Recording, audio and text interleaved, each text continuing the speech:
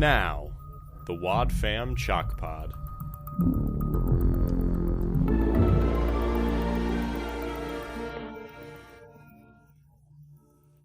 Hello and welcome to the Wad Fam Chalk Pod. I'm Dylan Weaver. And I'm Andrew Sabo. And we are here to talk about episode 898, the Rydell Revelations Part 1. Yeah, we are. Is there hope again, Andrew? There's so much hope. There's so much hope. But there's also, I think, somehow more fear because there's 2 more parts. Yeah? I don't know. So the fact that we are talking about 3 episodes in a row that were all released back to back to back rather than being like years apart from each other, yeah, gives me a lot of hope. Oh, no, yeah. I'm just curious. There's plenty of ways they could screw it up. Yeah. But this is a good first step. Yes. I'm not saying this episode's great, but after the last few, it is so refreshing. Yeah. Well, and that's the thing. And this is a really, really, really solid introduction to the end of an arc. I thoroughly enjoyed this episode. And you know, to shout out Lee, I was actually texted him after I finished listening to it. I was like, this is nuts. This episode is insane. Like, I don't know. But not in the bad way. No, not in the bad way. The last episode was insane. No, not at all. Yeah, let's get into it. Do we have a promo, Dylan? Well, we do context first, Andrew. Well, what's the context? We don't care. I just want to talk about Maury. No, but the context is that this episode was recorded March 5th of 2020. Oh. That is, like, the day before the pandemic. Like a wow. week. That was when this was recorded? Correct. Wow. This episode is right pre-COVID. And it's this year. Right. Yeah, it was recorded March 5th. It aired on, or it didn't air, it was uploaded to the AIO Club July 14th. And then it aired October 3rd. Yeah. Like a month ago. Yeah. Wow. This is good. You did a good one. It's very Last Chance Detective-y. I got some very strong... Yeah, I kind of get that. Well, and so I think, at least my 2 cents, one of the reasons it might feel kind of Last Chance Detective-y is that this is not a John Campbell score. Who is it? Jared De Pasquale. Ooh. This I caught that in the end of the credits. And I've heard his name before. I think he did Green Ring. And was like, oh, this is like an interesting thing that it's not John Campbell. That it's not John Campbell. And he previously did Sacrificial Escape and Further From the Truth. But the score of those didn't really jump out to me at all. They did. They sounded different to me. Okay. But I just chalked it up to sounding like New Odyssey. But gotcha. this no. itself sounded really different. This is an elevated score, and the outro music is so good. Yeah. It is like a kind of thriller remix, not like Michael Jackson thriller, like spy suspense, spy thriller remix of the Adventures in Odyssey theme. Yeah. And if anyone out there can get their hands on that without Chris's thing, we will forever be indebted to you. Yeah, that's pretty sick nasty. Because I would love for Nathan's beautiful words to be put over that. Yeah. For these 3 episodes. You can't cut up different tracks, can you? We'll see what happens for this one. I might try and isolate the instrumental from the vocals. I've done that before for things. It never sounds great, but it might be worth it. These instrumentals are pretty good. Yeah. I'm not the one doing the work here, so you do whatever you're comfortable with, but yeah. Yeah. So this is track 1 on the 69th album, Best Kept Secrets. Nice. Anyway, well, thank you for making the context relevant, because I just gave you a hard time about not wanting to cover the context, and then you just told me how perfectly insightful and important it is to this episode. It's also it's written and directed by Phil Lawler. Yeah, which we have to acknowledge, because he kind of like took over the Rydell Saga. I think he's the reason it's a saga, maybe? That's good. If he jumped in and made it great, then that's awesome. Well, no, but he was responsible for the last episode as well. Oh. But I don't think he was on the first couple. I think he was just director and not writer. I have just I'm really curious about how they break Adventures in Odyssey scripts. Because television most of the time just has one credited writer, but they still writer's room that thing. Yeah. And there's it's not like one man is doing the whole thing. And so I'm really curious to know if Odyssey, if people are operating pretty autonomously, or if it's a standard writer's room where it's pretty collaborative, but one person had the backbone of the story. Because there's stuff in here, one joke in particular that we'll get into, where I'm I want to know if that was something that Phil Lawler came up with, or if this was a writer's room thing. I think I'm gonna err on the side of it's just whoever's writing it. Yeah. I don't know. Maybe that's naive of me, but as far as how much distinction I feel between the writing between episodes and stuff, you would think that if it was generally the same people involved, that the fingerprints would be less obvious. Yeah, I mean, there is that to an extent, but I feel even for television shows that use a traditional writer's room, you can still get the distinctive styles between different writers If you pay attention on episodes, if you're that ingrained in it. Yeah, and I suppose we are. We are. You want to roll the promo? Sure. Just press that button. Oh, wait, no. The button doesn't work. Whatever. Is the wiki down? The wiki might be down. That's okay. The grace of God covers a multitude of sins. And the wiki being down it's not up to me to decide whether that's a sin or not, but And then the episode begins. Yep. With music. Weird spy music that I love. Yeah, and it's the interesting thing where it's normally when they do I don't know, when they do really specialized music, they're doing super specific music, it starts, goes for a bit, then Chris jumps in and says, and now Adventures in Odyssey, and then it keeps going, which I realize is a formula that Odyssey goes back to, but it's also I don't Weird. know, it's distinctive. Well, and I wonder if there is any sense of intentionality. Is it just distinct? It's distinct. I don't know what distinctive is. A distinctive characteristic? But that's just a distinct characteristic. Distinct is already the noun form. Why would you say distinctive?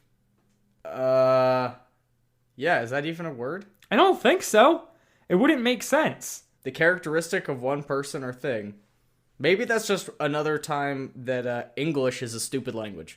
Yeah, why wouldn't you just say distinct? Distinct means easily separable or discrete. Distinctive describes a unique feature belonging to one person or thing. Those sound like the exact same thing. Yeah. And they're almost the exact same word. Who knows? That's been Grammar Corner. Yeah. It happens every once in a while. So this episode begins with, we were talking about, the intro music. And I thought it was good. And then we get Emily and Whit talking about basically the box situation from last episode. That's the first. Right. I mean, we literally start on... Well, so it's a weird thing where it's we start on the scene from last episode. Yeah. Except that's not the last scene in that episode. Yeah. So it's just kind of it picks up where the other one left off, kind of. And so then they explain it, and it's it's this really complicated thing. It uses imagination station technology, creates this kind of augmented reality is what I'm picking up from it. Basically, Emily went over to the sink to clean up the ice cream, and she puts those dots together. Yep. And she starts to say oh, I'm this- thinking, I think I figured it out. Yeah, and then Wit's like, okay, who do you think it is? And she's like, I'm not gonna say. I'm gonna keep investigating. And Wit's like, okay, I will too. And then we can meet back. And I'm like, who is this Wit? Yeah. Why? He's a very interesting character nowadays. He thinks he's like, she thinks she's put all this together, and he's like, okay, we'll keep on investigating. Yeah. Like, He's very hands-off. He's taking a very, very permissive approach. I know. I'm like, I want him to be like, no, don't go do this. And then she does it anyways. I don't want him to be like weirdly because permissive. he has to be right. It's just Because he's been right from the get-go, remember? has he? He was vaguely uncomfortable. Right. Which is right, his thing. I also just Wit's dialogue here was like so weird. Yeah. And like just felt wrong to the point where I legitimately wrote in my notes, is she still in the simulation? Yeah, no. Like, is this going to be a double curtain pull? And we find out, like, she was in the imagination station that had programmed in to have a fake imagination station that she was... Like, is this an Inception thing? Yeah. And no, after this scene, I don't think that at all. But, like, Wit felt off enough that I was second-guessing reality. No, I would say that, and this is... Wit might be my least favorite character in this episode. Oh, actually, no, I think I hard agree with that stance. Yeah, and that's not saying that I hate Wit, because it's very on brand for me to defend Stoica. But I'm not saying he's bad. I just don't like I the just don't writing. think I just don't think that this one's it. There's- Anyway, Yeah, and everyone else is pulling it off pretty well this episode. oh my gosh, no, this is an incredible episode. I feel like for voice acting and writing for these characters. Because then we get, Wit and Maury, because Maury busts in on Wit. He's like in his office, and Maury's voice is considerably different. Yes. Okay, I'm glad you clocked this And as it's well. still Atticus Schaefer. Is he just going through puberty? Is this what Odyssey does? They just get female characters that are adults and male characters that are children? I mean, at the time of this, like, he is... What? This was recorded in March, so he's like 21 or something. Atticus Schaefer is. That's fair. Like, I'm pretty sure he is close to your and my age. Yeah. So, no. But yes, it doesn't feel... It's maybe a welcome correction after the smarm of last episode. Yeah. Where I'm like, oh, I find this voice performance a little bit better. But when he is... I think there's also the thing of, like, I think throughout the episode, he sounds more like Maury. Mm-hmm. But it's him yelling panicked through a door when he's normally, like, quiet and Like very, reserved, reserved. nasally. And not through a door. Yeah. So that trifecta really makes it sound not like Maury. Yeah. He's not like a... And his panic in the past has always felt more neurotic. And manufactured. Right. Where in this one, it feels like... You don't know. Honestly, because this was not at all how I was expecting this episode to begin. It began with, like, picking up with this big information, and then it... And last episode cut that scene short. And then cut to Maury and Suzu in the middle of that scene. Yeah. And then this episode extends that scene, but it doesn't add any additional information. It's just like, here's the extended cut. There's no new info. We just thought you might want to hear more about it to show you that it's connected to the last one. Woohoo! Yeah.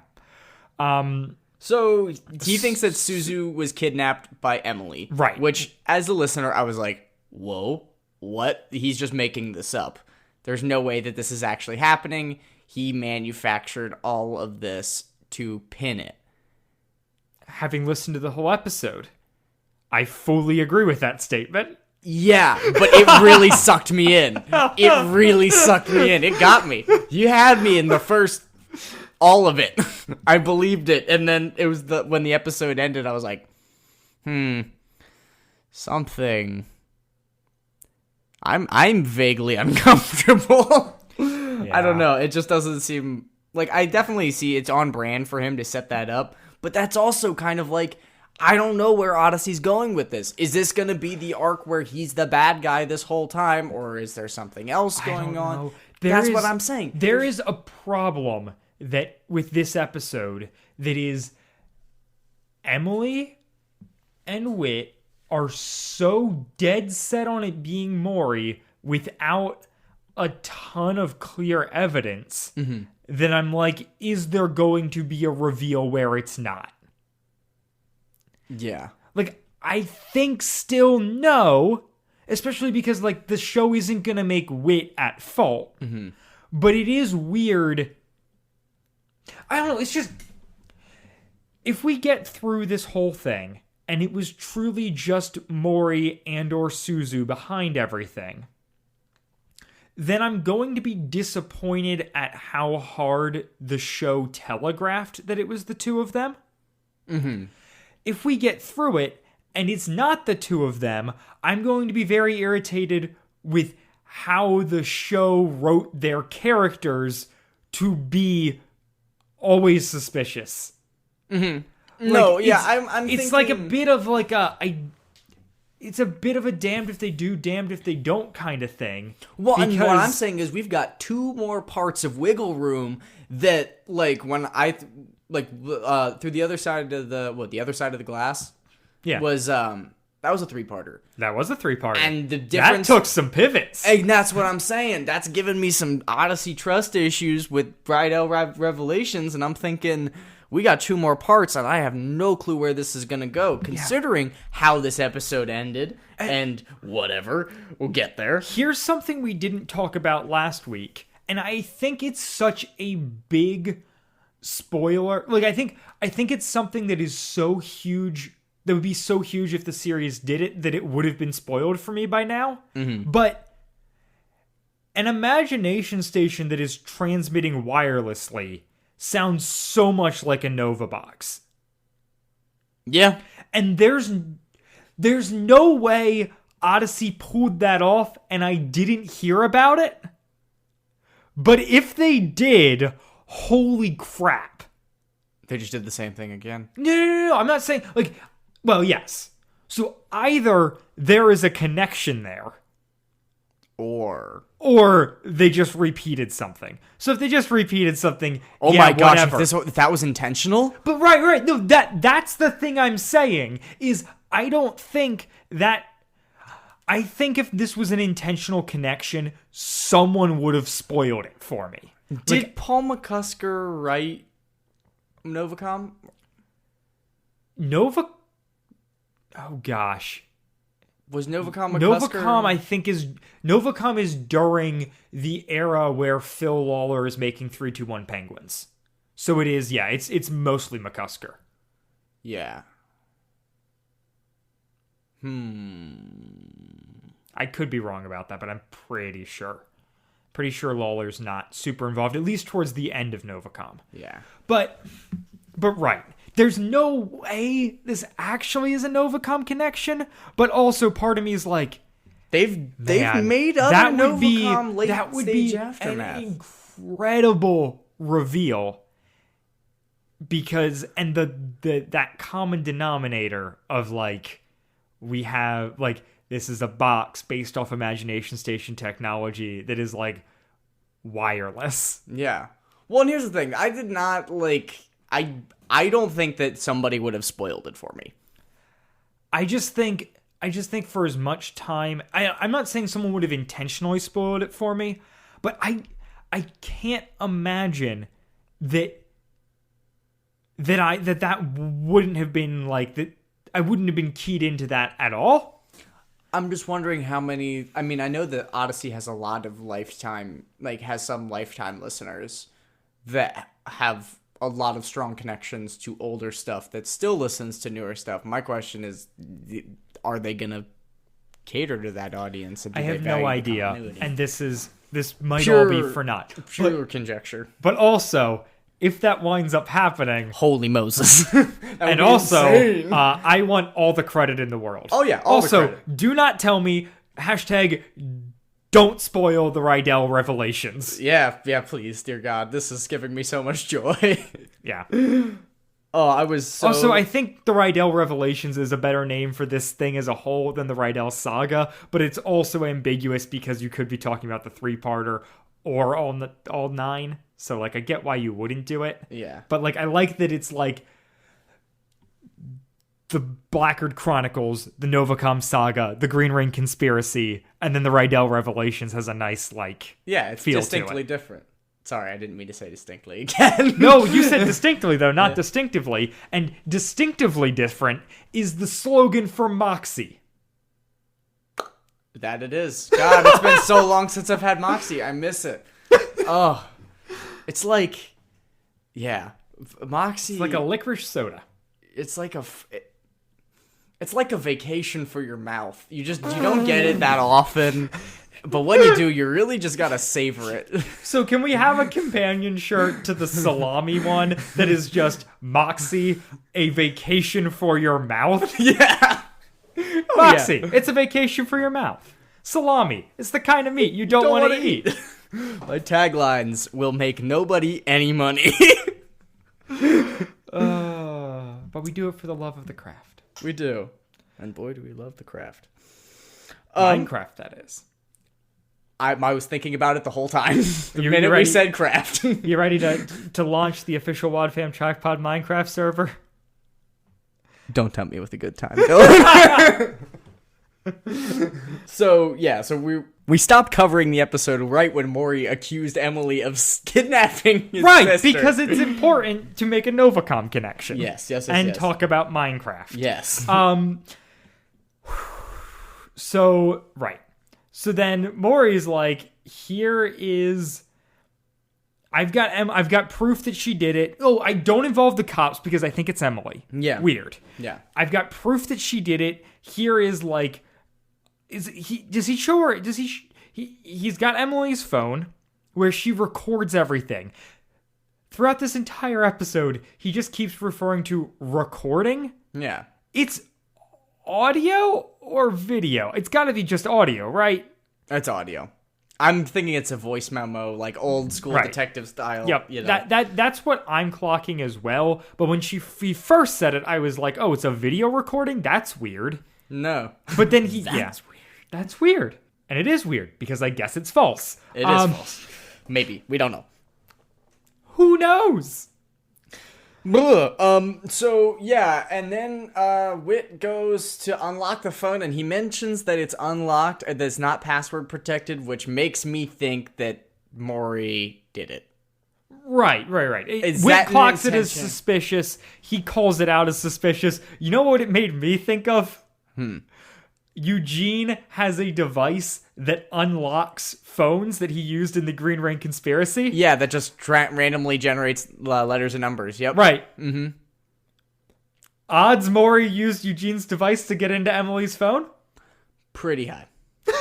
Pretty high. If that's what happens, oh man, and Green Ring is recent enough that they could call back to that canon pretty easily. Oh, I hope It's so. some of the same characters.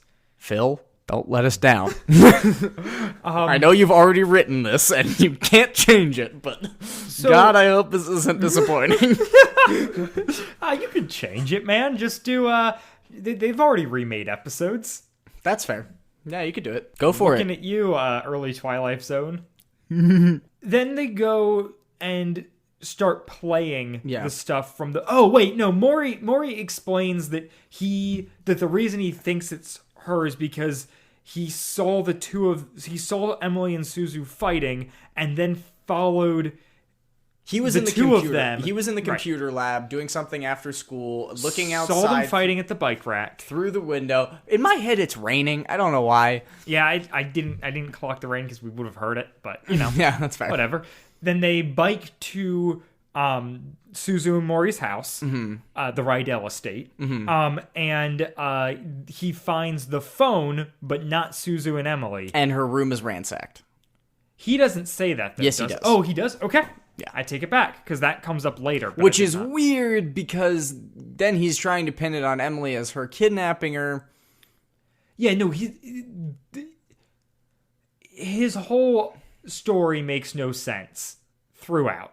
Yeah, why was the room messy? But then we hear at the end of the episode that it was messy when Suzu and Emily got there. Right. And but I don't want to get ahead of myself. Yeah. They go and so they start playing the audio from the phone. Mm-hmm. And it does like the classic Odyssey maneuver that I love where every time, where it's Whit and Maury listening to the recording. So it's in like, you can hear the recording being played in the room, and then it goes into the recording itself. Yeah, and then it just takes you into that other world, and that is awesome. And it goes back and forth really well this episode, and it's part of the reason I think I just love this episode is I think the editing is flawless. The editing's good. It does have... It's got a couple weird things. Yeah, it's got weird things. We can talk about. But the other thing that I love, and that this scene begins, is tracking back through the saga up till this point by Emily going around and talking to people. Yeah. And that was really nice. Awesome. So good. It talked about all the old episodes and was like, okay. I mean, not all the old episodes, but... Oh, it talked about Parker for president, the secret of the writer's ruse. I guess it does bring up the key suspect, but only barely. A sacrificial escape. I guess it does. The good in people. Right. Further from the truth. So yeah, it does everything. It barely touches key suspect, but it does get in there. Yeah. And it is, this nice trip through the previous 6. So the first part is Zoe talking to Emily. And the thing that's interesting is there's not really any new information revealed through this whole walk back through memory lane, which I think is an interesting choice. Mm-hmm. It's all stuff that we as the audience knew, but Emily as a character did not. Yeah. There's maybe some linking that, but honestly, I think we have linked the episodes together better than what she managed to do by the end of this. No, yeah. My thing that I've enjoyed is kind of watching her figure it out. Like, that's what I like about this episode. It's really satisfying. And if you focus on that, the fact that she didn't know, like, if you can suspend the belief that she hadn't figured it out by now, the watching her figure it out is pretty nice. Yeah, it's fun. And it's also, like, a great thing where it's, like getting to go back to Zoe and Olivia, and, like, there's really good character stuff as a result of those things. It just, the last few episodes felt so self-contained and insular. Mm-hmm. Like Serial almost. And this feels so good to have a greater connection to the characters that we've seen throughout this, to Odyssey as a whole. It jumps around to different locations. It just feels, once again, like the show is alive. Yeah. Mm-hmm. Yeah. It doesn't feel like it has to wrap up by the end of 20 minutes, which feels really good. Right. And it's got a little bit of room to breathe. Some might argue too much. I mean, we'll find out. Because, once again, we have not listened ahead. Yep. And it auto-played part 2 while I was prepping for this one, and I was like, nope, cannot happen. Zoe's like, hey, Maury told me to, like, spice up the reporting during the election. Mm-hmm. And she's like, and cause controversy. And Emily's like, oh, yeah, you certainly did that. And she's like, whoa. You caused the controversy, Emily. Like, you went after the drama department. Yeah. Which is what started this. She's a reporter. And that gets Emily to think about the note she found in her locker. Yep. And then this is where the first... Well, I want to talk about the adjective. The adjective used to describe her writing was saucy. Oh, yes, I did find that really funny. I thought, yeah.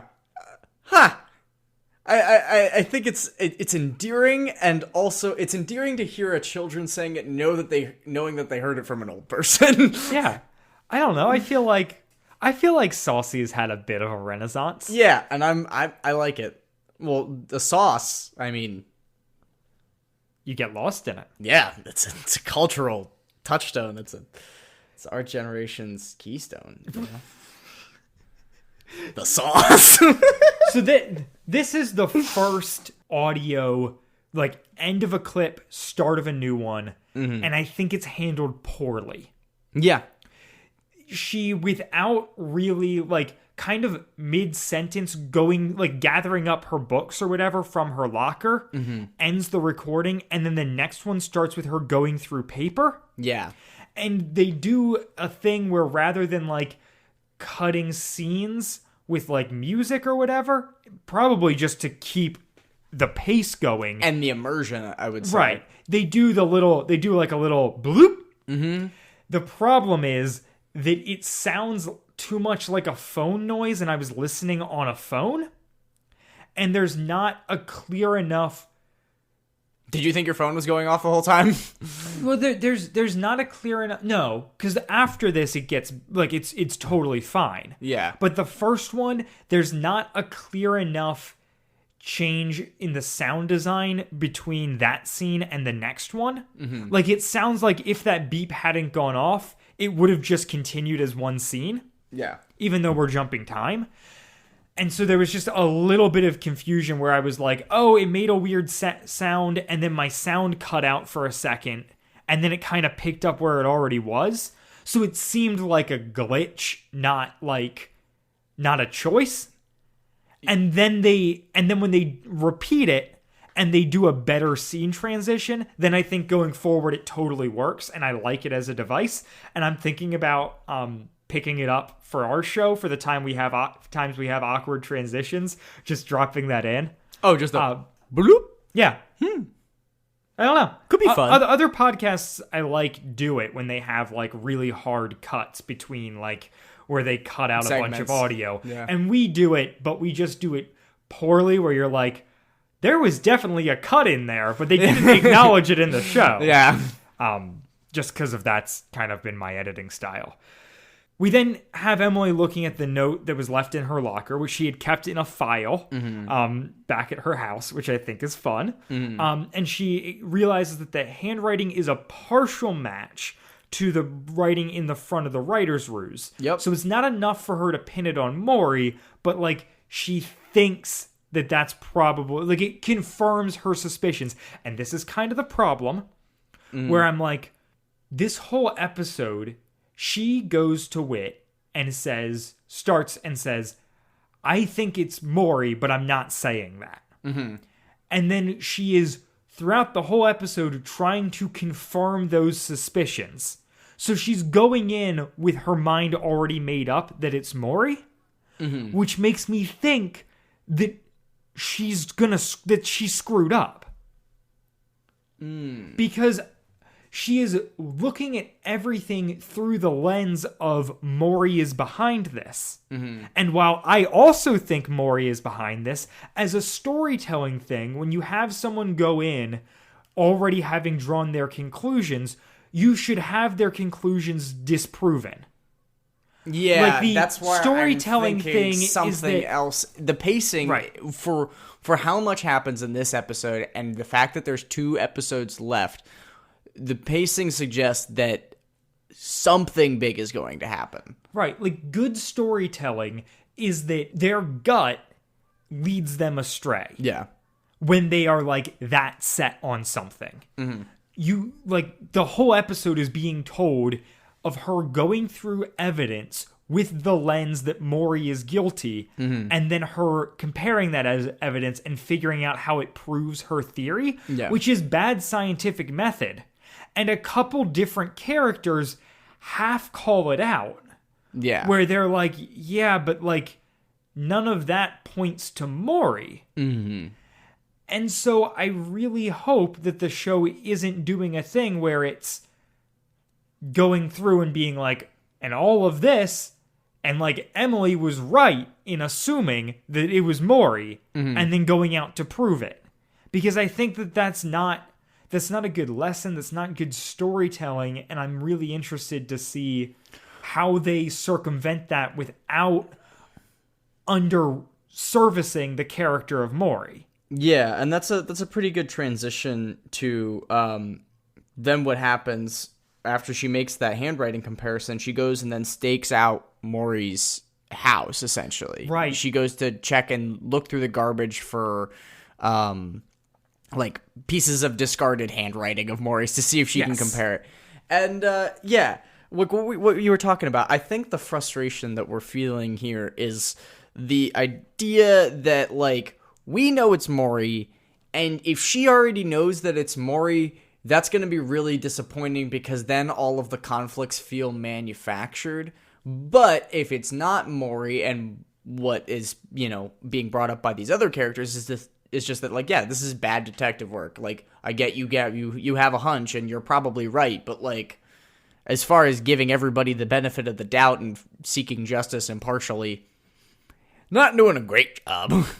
Yeah. But she's also a child, so, like, I don't know how heavily to morally judge her actions. Yeah, I just think that if the show doesn't, if a plot point of the show is not Emily went in with an idea of what was happening and sculpted the story to that, then the show is falling short. But if the show, like, lets Maury off, it's also gonna bother me. So we're in a tough spot. Did you get the Marvelous Mrs. Maisel joke? This is the portion where I thought, did a writer's room crack this? Or was this Phil Lawler all on his own? Mm-hmm. Because what is happening? Because Maury refers to their nanny as the Marvelous Mrs. Maidel. Maydow. Maydow. I couldn't, yeah. Yeah. It was a joke. Think Maydow is what they call her throughout. Mm-hmm. But yes, Maury watches TV, MATV. I just need to be known. So right. They have sex on that TV show. I'm tattling. That show is great. So we love it. The huge fan of the Marvelous Mrs. Loud Fam Chalk Pod firmly standing behind Marvelous Mrs. Maisel. So it's a weird thing Not where for I'm children. like, does Phil Lawler watch Marvelous Mrs. Maisel and want to nod to it? Or did somebody sneak it in without him knowing? Right. Or was this a joke that someone else made in the writer's room and they stuck to it? It's just like, it's funny to think about Phil Lawler watching that show. I also realize it's part of pop culture, and you don't necessarily have to watch a thing to be able to reference it. But it seems like a weird reference to do if you don't like the show. It's incredibly uncharacteristic. And it's a weird thing where it's like, does the Marvelous Mrs. Maisel exist in the world of Odyssey, and is Maury making a knowing reference to it? I don't think so. I think it is the show making a reference to it. There is a much bigger version of this that I want to talk about someday when we do Green Ring that I think about, like, at least once a month. That is an insane insertion reference in the Green Ring conspiracy. What? I'm not telling. Okay. We'll talk about it. We'll get into it. Someday we're going to talk about Green Ring, and I'm going to spend, like, at least 5 minutes on this. All right. I'm excited. I'm looking forward to the callback. But it's so funny. And it's also a thing where it's like, no kid listening to Odyssey is gonna get that. No, and I love it. It's very much a joke in a kids movie for an adult thing. It makes me so happy. I love that show gets a shout out, and it just tickles me to think about Odyssey writers putting that in there. Things that you like, other people liking, right? And makers of things that you like liking the same things as you, right? And stuff that is not. Yeah, that has no, like, connection to Odyssey. It's so random. It was so random. I heard it and I was like, it's not Odyssey. It's not, like, greater Christian pop culture. It's a modern reference. So, like, when they do these sorts of references, it's usually, like, Shakespeare or The Princess Bride or Star Wars, Indiana Jones. Like, it's not the Marvelous Mrs. Maisel. Rock. Yeah. Right. This is a Marvelous Mrs. Maisel reference because this episode came out this year. Yeah. The year of our Lord, 2020. So Emily goes up and talks to Mrs. Maydow, And she has a very thick accent. This conversation is very weird for me because, like, there's this language barrier situation that's inhibiting it, but it's, like, it doesn't also feel real. No, it doesn't. It feels contrived. Mori and Suzu have left. Yeah. I honestly, when they are from a distance and she says, like, and he says, bye, see you later, marvelous Mrs. Mado, or whatever Mori says, and they, like, walk away.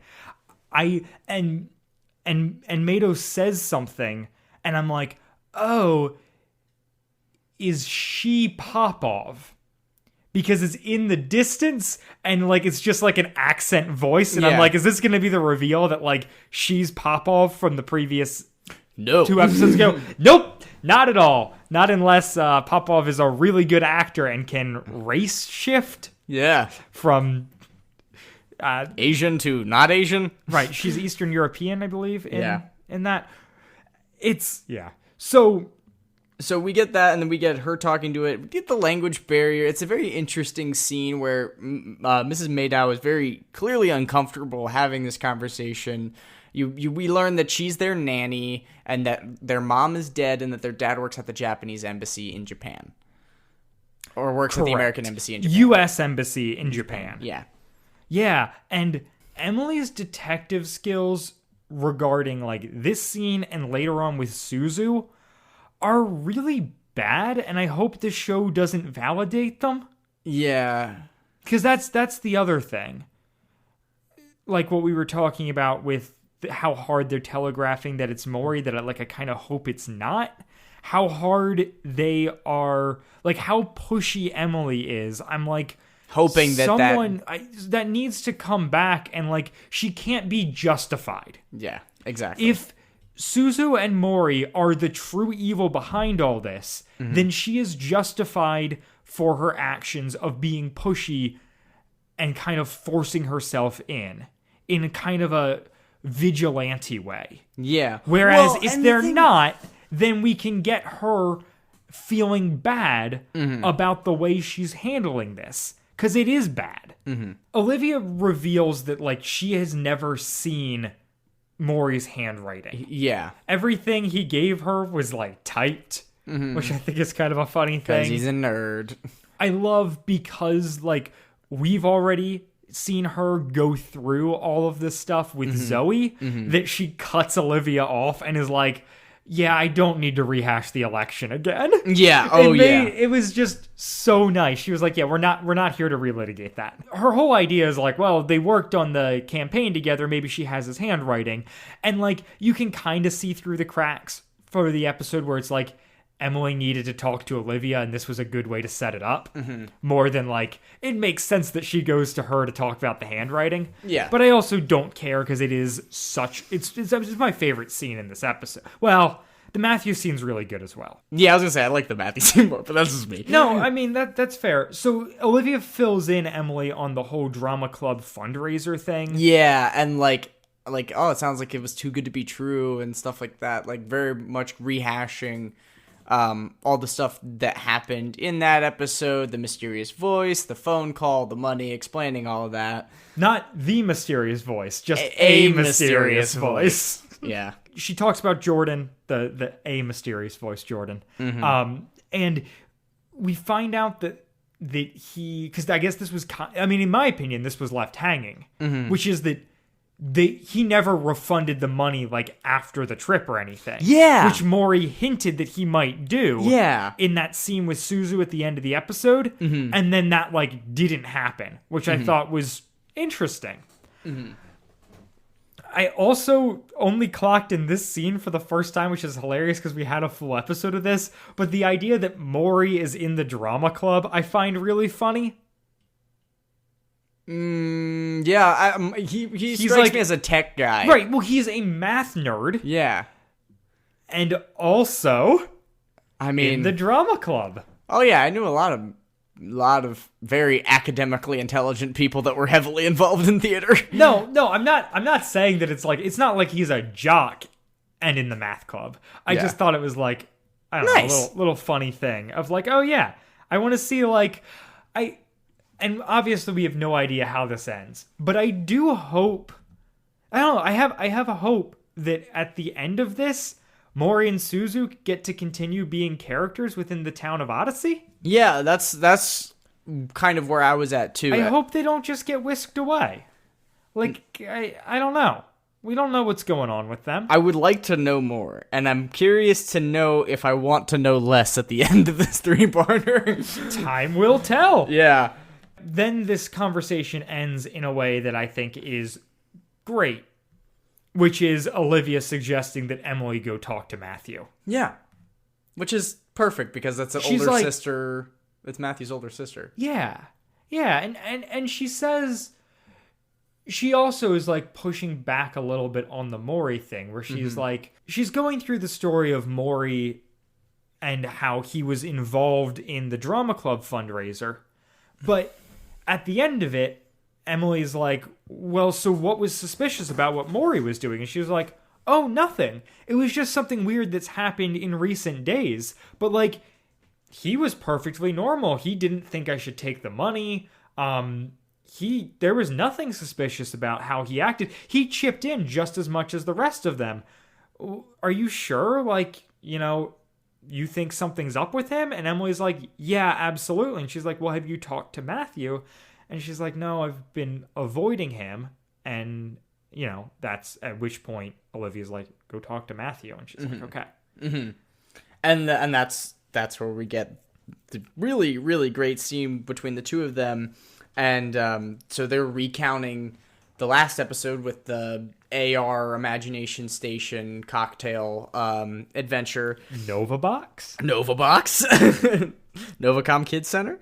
And Matthew is defending Mori in the sense that he doesn't think it's her. He knows him because he takes math class with him.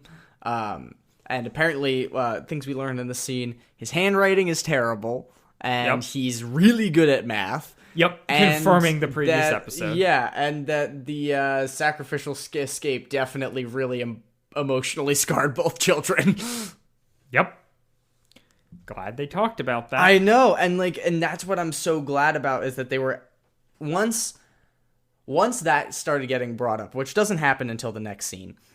I'm getting ahead of myself, but talking about, Matthew did it. So he's talking about the previous episode with this AR thing where Matthew concocted a mystery for her to solve to help her cope with losing him as a partner, right? And she's like, oh, did you do it? And he's like, no, I didn't do it. Which I thought was really cute. And I just really like their relationship. Scene. I love their relationship. Kids, talking about their feelings. Mm-hmm. It's so good. It's so healthy. I love it. I like that they're not leaving this, tension between them. Matthew is so understanding. It's nobody getting mad. Mm-hmm. I love that all of the conflict throughout their, the Matthew-Emily relationship is hands down my favorite thing about this saga at this point. Yeah. Oh, yeah. And the fact that they have never blown up on each other, gotten mad, and stormed off. Mm-hmm. They have always been very, nice to each other.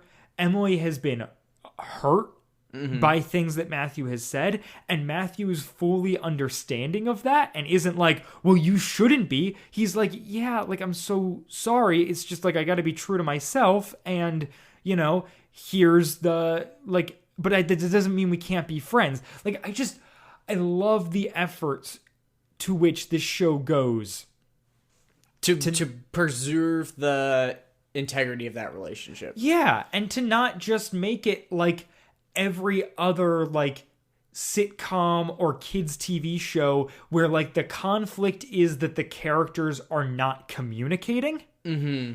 Or that they're secretly in love or something like that. Right, and it's not although now that they're fully separated, I know. It makes me want it even more.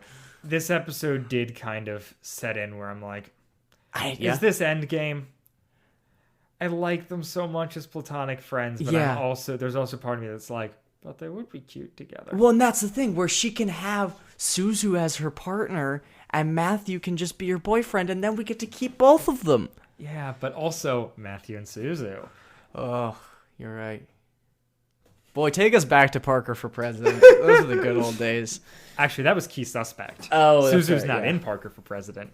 Matthew also in this conversation comes down and says that, like, he thinks Emily's reasoning is thin. Yeah. That he doesn't think Maury had anything to do with the escape room. And Emily is convinced that, like, Maury had everything to do, that he's been manipulating Suzu. Basically, Emily is taking the stance that you and I have took over the past couple episodes, which makes me even more uncomfortable. Mm-hmm. And there's so much wiggle room. I've said it before. I'll say it again. We've got 2 episodes, everything could change. Yep. Yeah, and then the scene ends with them talking about their feelings, which is great. And then we get her talking to Suzu. Not talking to. No, we get her harassing yes, yeah. Suzu. So, a thing that I think is really important to point out about this scene that I caught more on my second listen, or like clocked it, is it's not that Suzu is trying to get away from Emily. No. She is in the middle of something. Yep. She is already going through something when Emily shows up. And she is scared before Emily opens her mouth. Yeah, Like, I think Maury is a master manipulator that's definitely with some sort of concoction of blackmail and whatever. Child psychology. Yeah, maybe not child. Yeah, it could be. Could be. What It's if he's Phil got Lawler. a degree? He's got a degree. He goes in his secret lab. He's got all his technology and stuff, and up there on the wall, a degree in child psychology from Rutgers. How do you say it? Rutgers? Rutgers? Rutgers. I know what you're saying. I've Rutgers. Rutgers. That's how you say it. Oh, that would make sense. Don't even know that they've got a particularly good child psychology program. This exchange is just so stressful, and I hate it. And it's... Yeah, Suzu's leaving in a panic, and she's like running into him and is basically bullying her about the fact that her brother is bullying her into working for him, right, while she's very clearly having a panic attack from him just doing the same thing. Interesting. I don't think I got the feeling, and once again, I could be totally wrong, but I think that there is a third force outside of Maury at play. Oh, I hope so. I sincerely hope so. I truly, this last scene really confirmed, I think really confirmed that. But,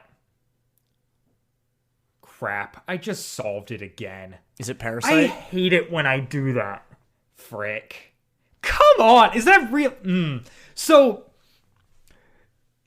this whole scene happens, okay? And Emily's being really pushy. Part of her pushiness is Suzu tries to leave. Emily grabs the backpack, rips it open.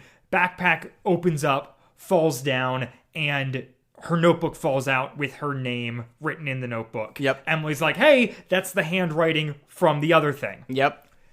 They get back to the house. Suzu's room is ransacked. Yep. She's freaking out. Suzu's RAM, this is my theory, and I 100% think I'm right, and I take back my there's a third-party theory maybe a little bit. Suzu's room is ransacked because Maury was looking for the journal, which Suzu had on her. So he couldn't find it in her room. I'm right, Andrew? If you're not right, I'm even more mad. We did it! We're smarter than the children that the show is designed for! But we know there's something up with that journal. Yeah. We know that Maury wants his grimy little hands on it. Yeah. We know that... Greased eel. Yeah. Slippery than a greased eel. That was something we didn't call out. I've got a lot of those in this. So we know Maury, he was doing something suspicious with the journal last episode. He says he finds it. He makes that stupid comment about not understanding Japanese. He totally does. There's something with that journal that matters, and he totally ransacked her room to find the journal. Yep. That she had on her. And she had it on her. Yep. And so... it's not... Because Emily could have ripped open her bag and seen anything of her handwriting. With the handwriting. But they specifically say, and Emily goes above and beyond to be like, your whole thing was in Japanese, except for the front cover, which said property of Suzu Rydell in the same handwriting as the note, which I think, as the note and the book, which I think is really interesting, because earlier she was like, I can't quite conclude that the note and the book are the same thing. And then she sees that and she's like, it's identical to both of them. And I'm like, that's weird. But Mori was definitely looking for... Mori could have been imitating her handwriting in one Right. of them, depending on her. Oh, shoot. Yep. No, you're right. Because we know Suzu was involved in the writer's ruse. Yep. So that was absolutely her handwriting. And she was involved in the key suspect. But the note in the locker was Mori doing Suzu's handwriting? Yeah. Yeah, I think you're right. Fist bump. All right, we are cracking the case here, folks. What's gonna happen now? But yeah, so they get back to the room. The door is already open. She calls up to Suzu. Suzu yelps. And then they go up and see the room. The interesting thing is, like, I thought Suzu yelped. I got the impression that Suzu had enough of a lead. Because Emily had to go get her bike and then bike to Suzu's house. When she got there, the door was open.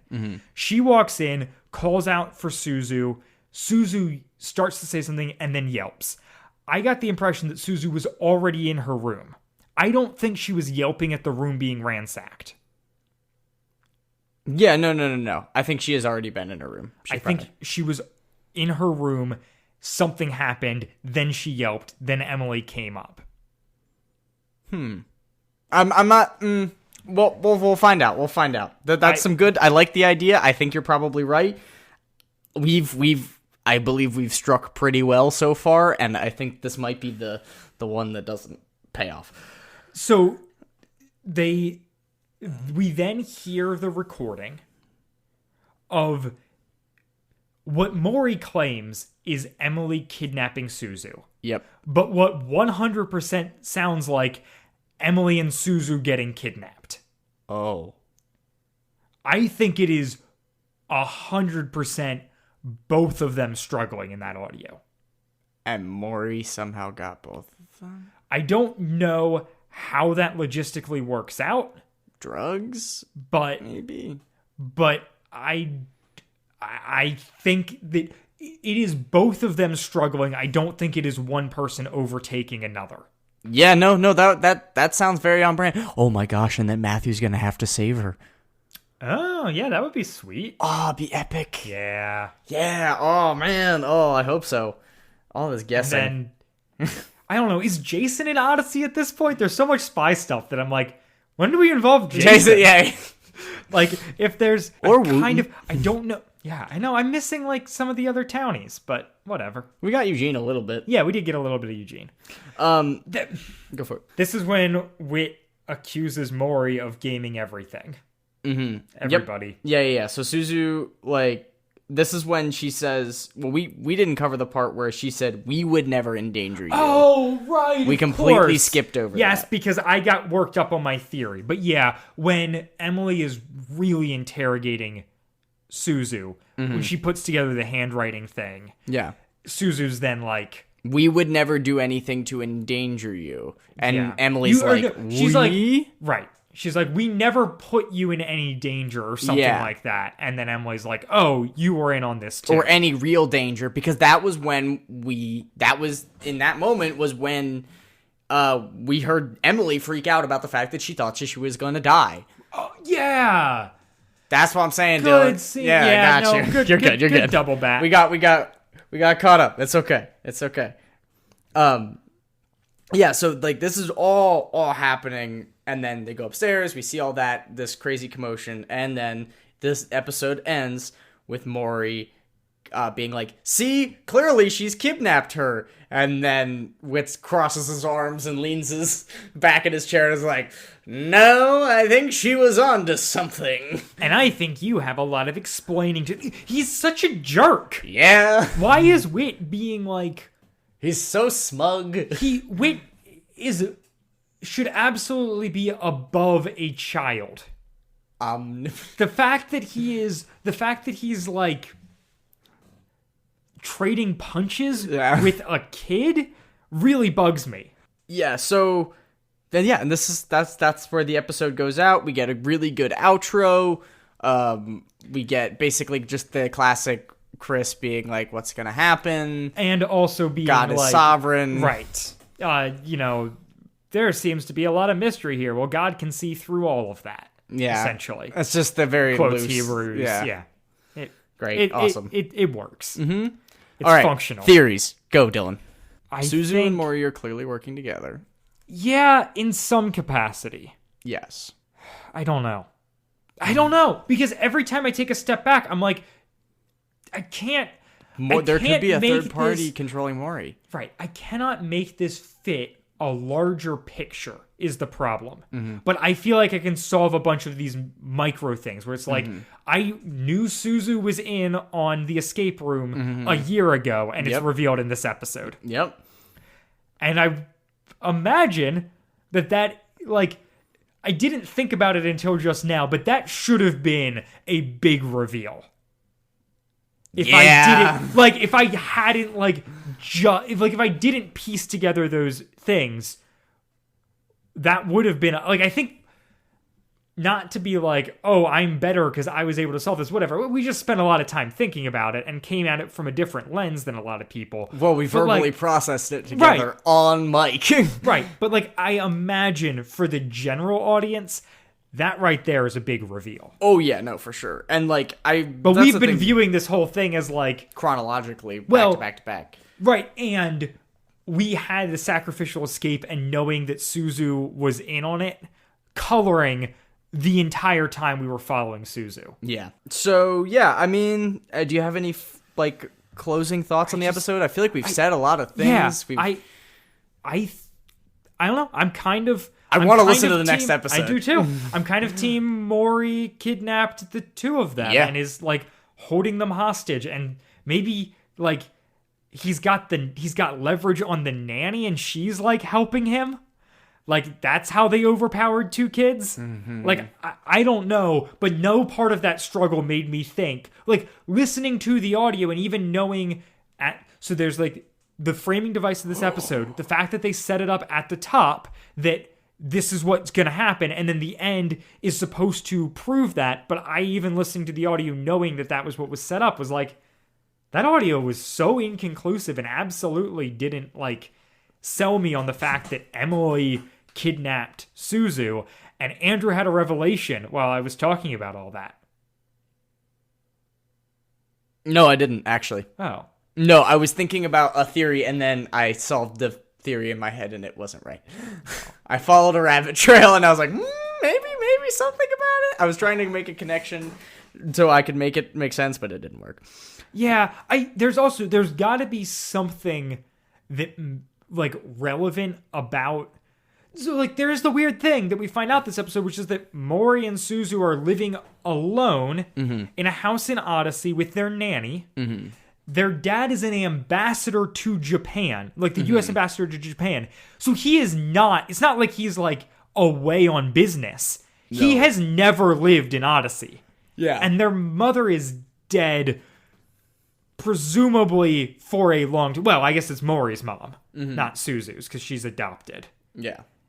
Unless it's like two families that came together kind of thing, but we don't get that impression. A half-sister?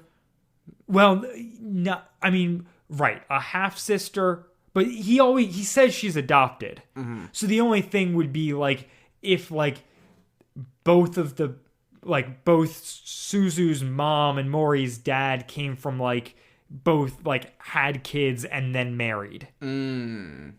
But I think that's unlikely. Although, I don't know, we've called into question the whole Suzu thing of, like, she was adopted when she was noticeably old. Yeah. I really enjoyed this episode.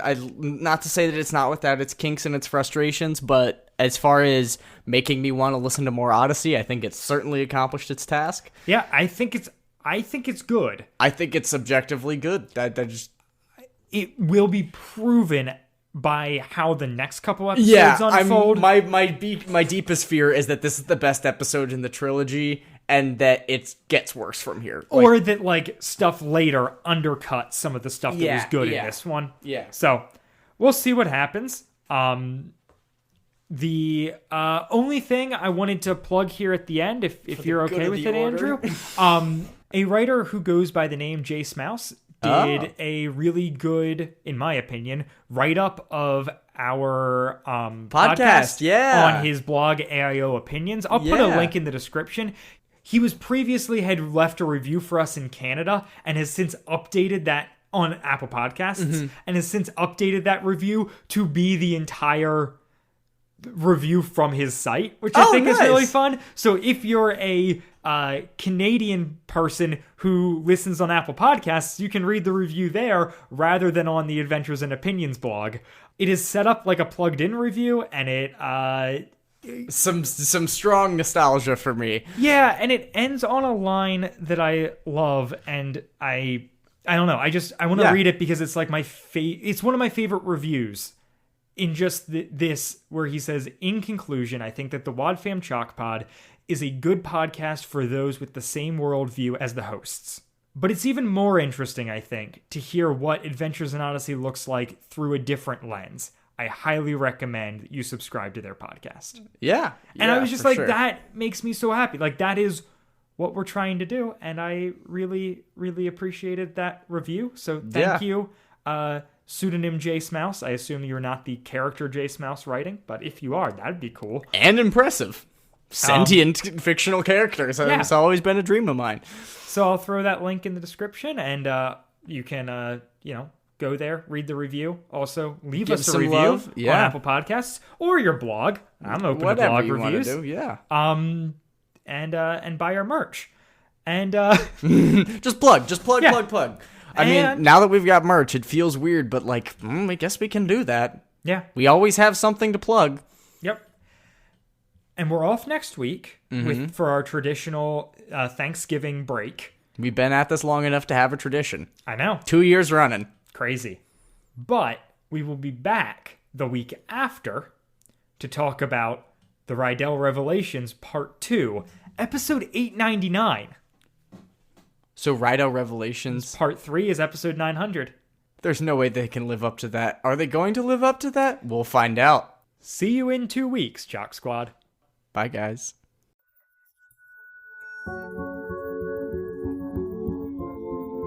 Wad Fam Chalk Pod is a presentation of the Lidditz Podcast Co-op.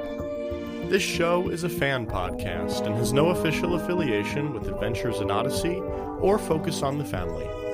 As such, the copyright is ours under Creative Commons. Follow the podcast at WadFamChalkPod on Twitter and Instagram, or email us at wadfamchalkpod@gmail.com. The Rydell Revelations Part 1 was hosted by Dylan Weaver and Andrew Sabo, and edited by Dylan Weaver. And I'm Nathan Haverstick, hoping you'll join us again next time for more of the Wad Fam Chalk Pod.